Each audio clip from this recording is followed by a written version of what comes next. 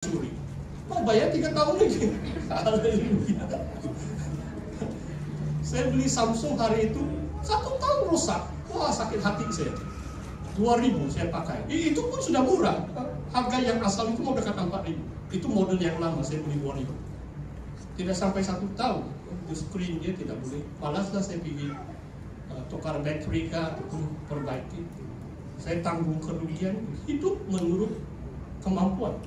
Yang kedua adalah jangan berutang. Wah, kayak ini kalau kamu. Saya rasa harap tidak ada orang cepat-cepat keluar. So tidak tahan sudah. Penentuan dia mau. Terima kasih ya. Haleluya. Saudara, oke. Ada dua firman Tuhan. Satu adalah Roma 13 ayat yang ke-8. Coba paparkan kalau dapat. Minta maaf kalau saya lupa memberi itu firman Tuhan lebih awal. Roma 13 ayat 8. Jangan berutang apa-apa kepada siapapun juga, tetapi hendaklah kamu saling mengasihi. Luar biasa kan firman Tuhan ini. Dan Amsal 22 ayat 7. Apa kata Amsal 22 ayat 7? Orang kaya menguasai orang miskin, yang berutang menjadi hamba kepada si pemintang atau yang menghutangi. Coba kamu bayangkan, selagi kereta kamu CCM 2 bulan tidak bayar, kamu dapat surat sudah. Bulan yang ketiga itu apa itu kata orang, bukan tax collector, orang yang menarik kereta itu datang sudah itu. Hilang aset kita, masih berutang. Walaupun kita sudah ditarik sudah itu kereta, kalau masih lagi baki hutang 20.000, bank jual kereta kamu 5.000, kamu masih berutang 15.000. Kamu akan menjadi hamba kepada lender. A borrower is slave to the lender. Jadi prinsip ini amat susah untuk kita praktikkan, apalagi dalam keadaan yang mencabar.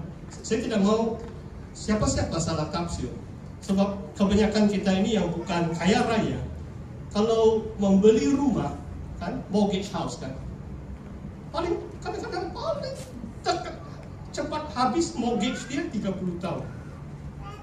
Tidak tahu di Malaysia ada atau tidak. Di Singapura waktu saya di sana, itu bank memperkenalkan pinjaman 2 generasi. Kalau bapak tidak habis bayar, anak yang tanggung. Jadi anak pun saing. jangan berutang 40 tahun, 50 tahun. Tidak berbaloi. Maksudnya kita hidup menurut kemampuan kita. Kalau kita tahu allowance kita sekadar begini, kita hidup mungkin apartemen yang kecil. Jangan pinjam banyak-banyak duit. Bank boleh bagi kamu 100% pun. Ada yang melebihi sebab mereka bohong-bohong baik itu. Buat S&P kan, dia kasih naik lagi itu harga rumah supaya dapat uang pinjaman. Sebab dia bilang, oh dia mau beli lagi itu ini. Jauhkan aku dari pembohongan dan kecurangan. Jangan lakukan itu sebagai orang Kristen. Hidup menurut kemampuan. Dan kadang-kadang membeli rumah itu adalah keputusan yang paling berat lah. Kita serahkan kepada Tuhan. Dengan pertolongan Tuhan, kita dapat cepat habis membayar rumah kita. Kalau generasi muda mungkin lebih mencabar. Pastor boleh saksikan 2006 rumah yang kami beli sekarang. Jangan kamu segan datang melawat rumah Pastor, walaupun jauh sedikit. Kamu bila-bila boleh datang. Ini saya ikhlas ya. Saya tidak akan kunci itu pagar Inggris kalau kamu datang. Tadi saya sudah bilang jangan hari-hari. Dengar khotbah pula. Haleluya. Ya. Oke, kami pasti bersaksi. 20 tahun yang lalu adik saya yang bantu. Jadi saya sudah bayar habis. Dia beri pinjaman 200.000 kepada saya, adik saya, tanpa saya minta.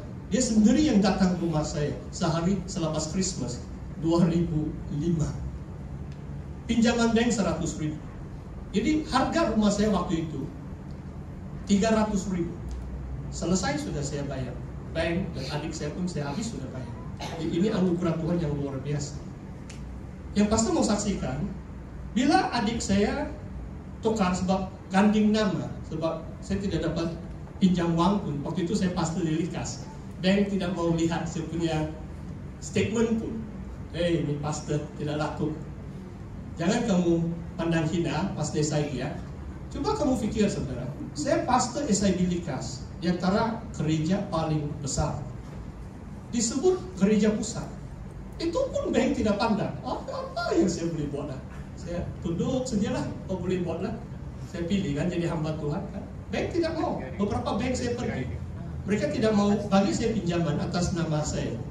Sebab dia kamu kerja pastor, gaji pun tidak banyak, tidak mau. Jadi adik saya tolong, dia bilang tidak apa, nama saya. Terus banyak bank layan dia, adik saya. Haleluya. Ya. Nah, bila tukar ini yang pastor mau saksikan. Saya sudah habis bayar, lebih 10 tahun saya bayar. Adik saya tukarlah. Sekarang nama itu atas nama saya sendiri. Kerajaan menilai rumah saya. Dan karena suruh bayar cukai stamp. Mungkin berapa tahun yang lalu? 7-8 tahun yang lalu. Dari 300.000, kerajaan sekarang menilai 700.000. Itu nilai kerajaan lah. Tidak semestinya saya jual sekarang saya dapat itu, mungkin 0,5 juta. Tapi maksudnya nilai itu sudah 2 kali ganda kan. Dan bukan senang untuk generasi muda, sebab gaji kamu pun tidak besar. Bagaimana kamu beli rumah sekarang yang 700.000 kan? Susah. Tapi apartemen boleh. Mungkin di bawah 200.000 kamu rajin mencari. Kamu dapat juga. Coba kamu berusaha untuk mendapatkan rumah menurut kemampuan Anda. Tapi berusaha jangan berutang hal-hal yang lain. Saudara, saya teruskan. Prinsip yang ketiga itu ayat dalam promosi khotbah Lukas. Prinsip menabung. Ini ajaran Yesus sendiri. Lukas 19 ayat 23. Mari kita lihat ayat ini. Lukas 19 ayat 23. Mungkin bahasa Melayu, saya suka baca yang kitab Kudus Malaysia. Sebab itu bahasa baku, bahasa Melayu, bahasa Malaysia. Lukas 19 ayat 23. Ini perumpamaan wang mina.